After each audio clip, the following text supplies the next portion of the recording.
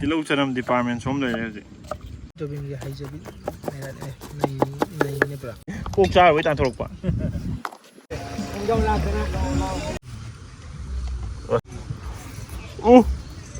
ꯇꯔꯀꯤꯒꯤ ꯃꯀꯟꯁꯤꯗꯤ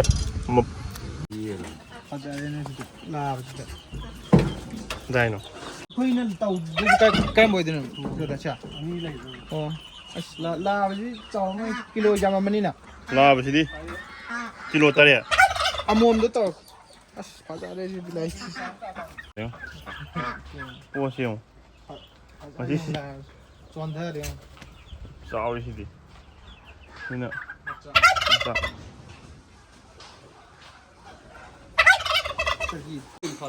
ꯁꯤ ꯃꯆꯥꯁꯤꯗ ꯑꯣꯏꯅ ꯇꯥꯔꯦ ꯃꯆꯥ ꯍꯥꯏꯁꯦ ꯀꯤꯂꯣ 3.5 ꯈꯛꯇꯅ ꯅꯨꯃꯤꯒ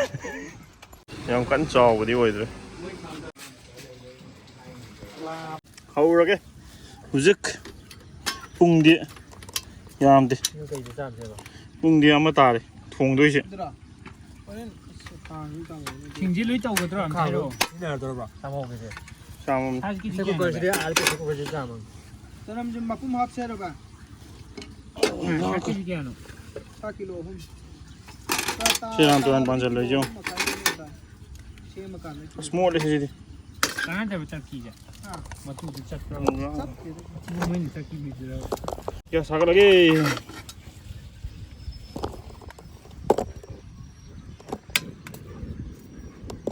ꯇꯤꯜꯍꯧ ꯆꯅꯝ ꯗꯤꯄꯥꯔꯠꯃꯦꯟ ꯁꯣꯝ ꯂꯩꯔꯦ ꯍꯧꯖꯤꯛ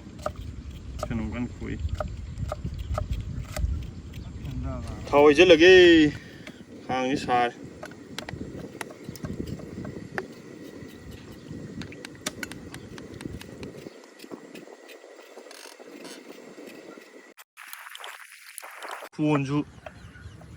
ꯈꯣꯟꯁꯨ ꯌꯥꯎꯔꯛꯇꯕꯤꯅꯤ ꯑꯩꯈꯣꯏꯅ ꯇꯧꯔꯤꯁꯤ ꯍꯧꯖꯤꯛ ꯀꯩꯅꯣ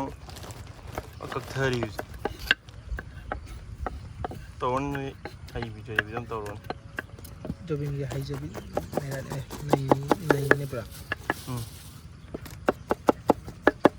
ꯒꯨꯋꯥꯍꯥꯇꯤꯒꯤ ꯑꯖꯥꯠꯇ ꯌꯥꯎꯔꯝꯃꯤꯗꯨꯗꯤ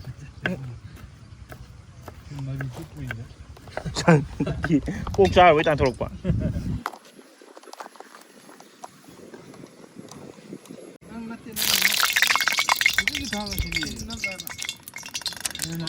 ꯈꯥꯡ ꯁꯥꯔꯦ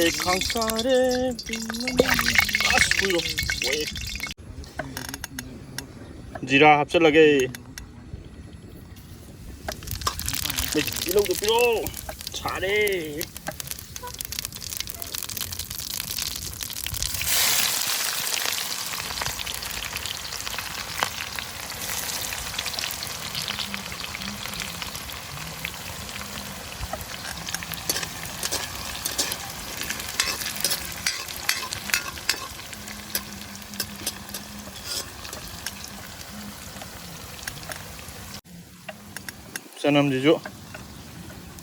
ꯆꯅꯝꯁꯤꯁꯨ ꯉꯜꯂꯤꯀꯥꯟ ꯍꯥꯞꯍꯧꯔꯒꯦ ꯍꯥꯏꯗꯤ ꯀꯩꯅꯣ ꯁꯨꯅꯕ ꯌꯥꯎꯔꯛꯇꯅ ꯃꯄꯨꯝ ꯑꯣꯏꯅ ꯀꯛꯑꯦꯕ ꯑꯗꯨꯅ ꯍꯥꯞꯍꯧꯗ꯭ꯔꯗꯤ ꯇꯧꯗ꯭ꯔꯣꯕ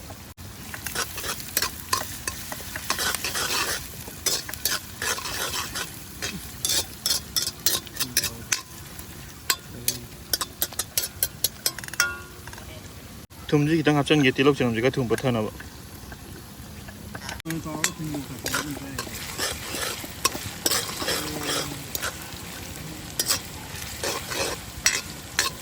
ꯈꯒꯗꯤ ꯃꯨꯟꯁꯜꯂꯛꯑꯦꯁꯦ ꯇꯤꯜꯍꯧ ꯆꯅꯝꯁꯦ ꯃꯨꯜꯂꯦ ꯍꯧꯖꯤꯛ ꯁꯤꯡ ꯍꯥꯞꯆꯟ ꯌꯥꯔꯅꯤ ꯁꯤꯡ ꯍꯥꯞꯆꯜꯂꯒꯦ ꯑꯁ ꯂꯣꯏ ꯀꯩꯅꯣ ꯇꯥꯒꯦ ꯇꯧꯋꯦ ꯑꯩ ꯁꯤꯡꯁꯤꯗꯤ ꯊꯥꯡꯅ ꯀꯛꯑꯕꯅꯤꯅ ꯁꯨꯗ꯭ꯔꯕꯅꯤꯅ ꯐꯖꯔꯦ ꯐꯕꯗꯗꯤ ꯃꯣꯔꯣꯛꯁꯤꯁꯨ ꯍꯥꯞꯆꯟꯈ꯭ꯔꯒꯦ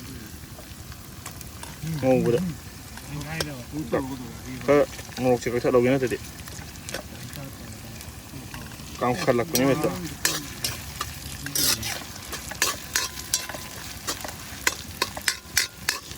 ꯋꯦꯗꯔꯁꯦ ꯑꯁ ꯈꯔ ꯐꯔꯦ ꯉꯁꯥꯏꯗꯤ ꯌꯥꯝ ꯁꯥꯔꯝꯕꯅꯤ ꯃꯔꯨ ꯃꯔꯥꯡ ꯃꯁꯂꯥ ꯑꯄꯧꯕ ꯈꯨꯃꯟꯒꯤ ꯍꯥꯞꯆꯤꯜꯂꯒꯦ ꯄꯦꯀꯦꯠ 2 ꯁꯤ ꯍꯥꯞꯄꯁꯤꯗ โมโรกเป่าได้เจ๊ขนาดจนเราใหญ่เองเอาเนอะได้ชิลล์ละคนก็จะเขาเกี่ยกันนี่คือตั้งหาฟิกตั้งกันนี่ยามเดินโมโรกเป่าได้เจ๊ขนาดจนชิงเอาไปเด้อชี้ขนาดไปชินะข้าวไว้กี่ดิ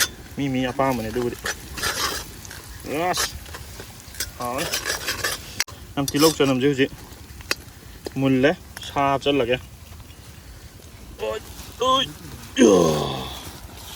เคยช้ามาลิแมมข้างอยู่ที่จันทร์เลยเนี่ยตาร์กีนี่อามุมนี่นะแค่เดี๋ยวปีสมนุมนี่กลายไปตาเลยเนี่ยมนุมจริงอ่ะตั้งในภาพชิระแบบฮะมนุมจะหลอกทั่วกี่กลายเป็นห่านกันนี่แกสไอ้จ่ากี่เราจะประมีนจ่าดีนี่ไปที่ดีอามุจาวคุยบ้านี่กี่ที่ดีทุกอย่าง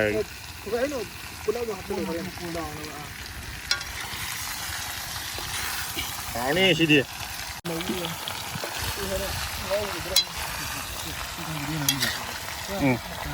เนี่ยจะอดสิ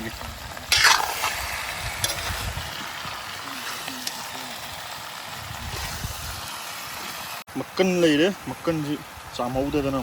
มักกันยังไม่ได้เลยที่น้องเนี่ยจามอัสเลยเด้โอเคโอเคน้องเนี่ยอยากว่ามาใส่ตังค์น้องเนี่ยอยากว่าปวดใจกี่เสียงก็มันโอเคสิได้ดีมาคุ้มจังอะไรคุ้มจังกี่ใช่บิวจะเอาเงี้ยเหรอแกมั้ยสร้างไปกินละมันต้นเจ็บปุ่นน้ำเดือดนาบุกฆ่าไปเนี่ยวะ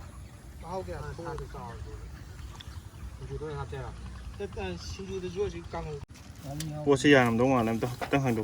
มินิทมังอ่ะยังมาตุ้งเด็กกระดิ่งมาแก่ดูสน่าจะตัวอดแต่ยากมึงอดแกเขาที่เขานี่ให้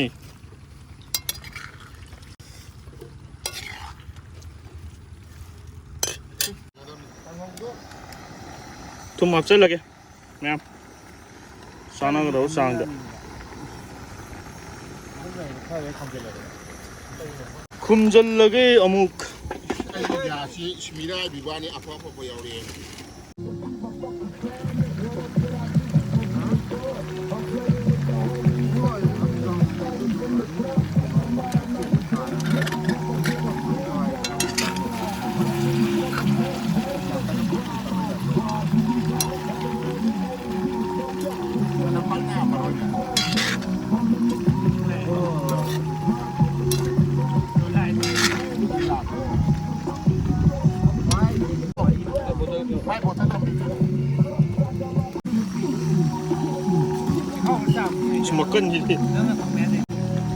makan jadi pacar ya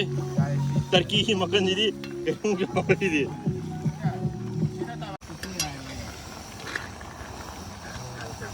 jam tahu dia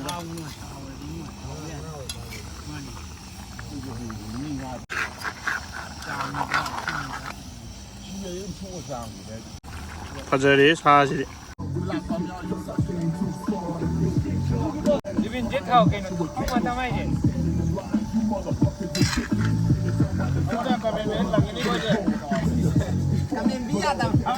Nang lang ini si Peter Roy kadang ni quality.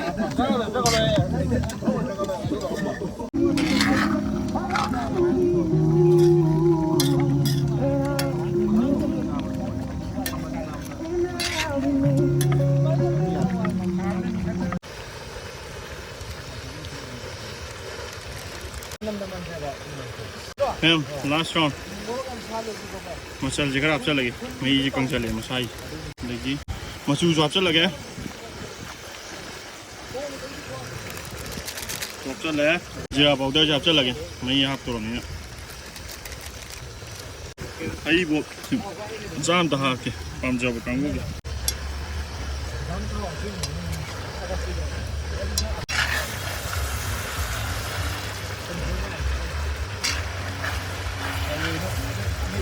แม่ว่าพอดีต้องหินพี่หรอว่าพอดีต้องหาพี่หรออะไร ยำคือฮัลโหลหุ้มหลักตั้งยาโอเคมันนำใจพวกปูสิที่หอนี่ฮะสักเช่นต่อได้มาที่กินได้ให้พี่หรอไม่กินได้ให้พี่หรอมาใต้ได้ให้ผมก่อนไม่ได้ให้เจ้าละกันใต้ได้หรอกินได้มาที่กินได้ให้พี่อ๋อสุดที่ยาเลยเท่าไหร่ให้ดูอย่างก็ลีซ่าที่มากันดีๆของปุระผู้สาวนี่ไปสิก็เลยกันก่อนมาฮีเจลลगेมาฮีเจ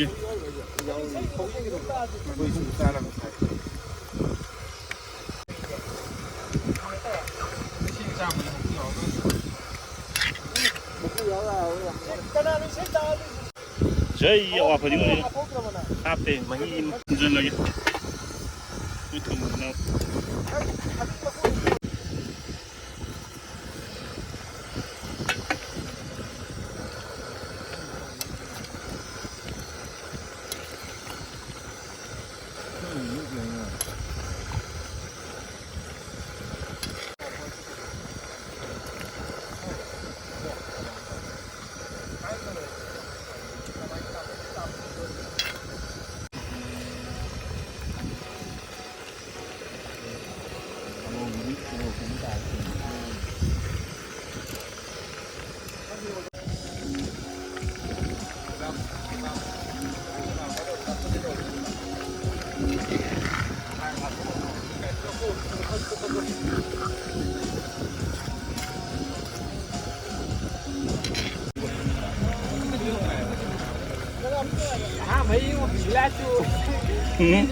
Hal lagi tak mam ni?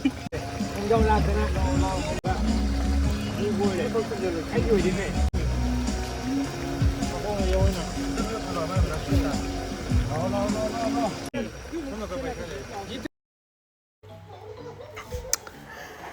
Injang sulo shale, injang ay buhay na atang sum view si ma'am pasadro.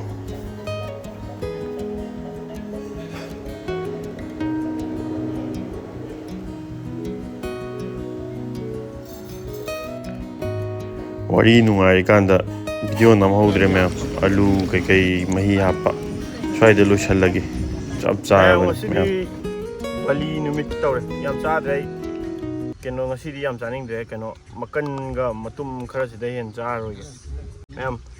cha la me matam je mangan de bi da hojara ji sam ba jan ho roi keno di go ge di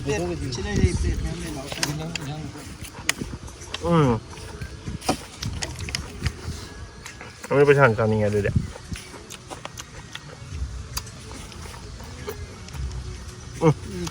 เนี่ยไม่พระเฮาเด็กนะถึงอยากปีก็ดูก็งงเว้ยที่น่ะจริงอยู่ทางจริงเนี่ยใกล้ทบีก็รอคาบีอะไรเงี้ย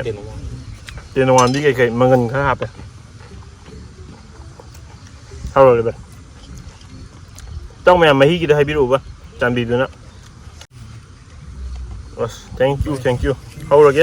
ยำซาดาวิดะงั้นสิเดียตั้งซาแกไอ้ดิซากเสียครับปั๊มสิยำซากเสียเถอะเป็นเจ้าตัวไปได้ซากชาเนี่ยต้องหกอยู่ป่ะ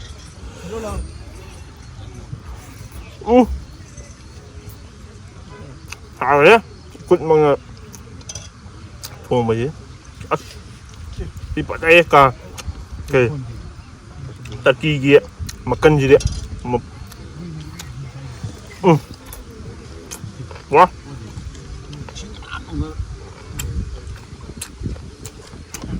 มันนี่แต่ไอ้ระยะการได้ปั่นด้วยงัวมาเป็นท่าเลยเช่นบนนี่ยิงหรอ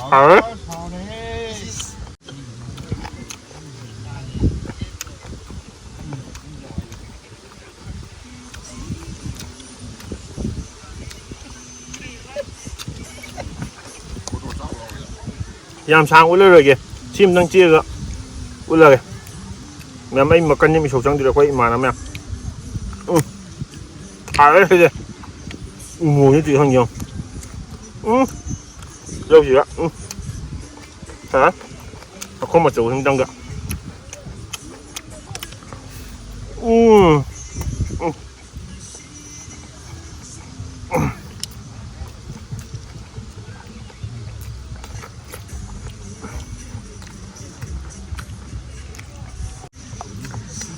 ตัวชายแล้วก็ไม่เอาติดละยามทางต่อกันนุ่มชุ่มมันจังกี่ตัว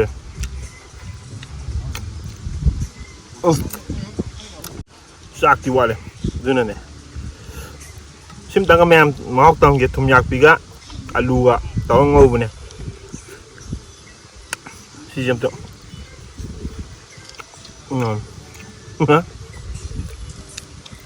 เขาตีกับมาให้นี่เดียวเขา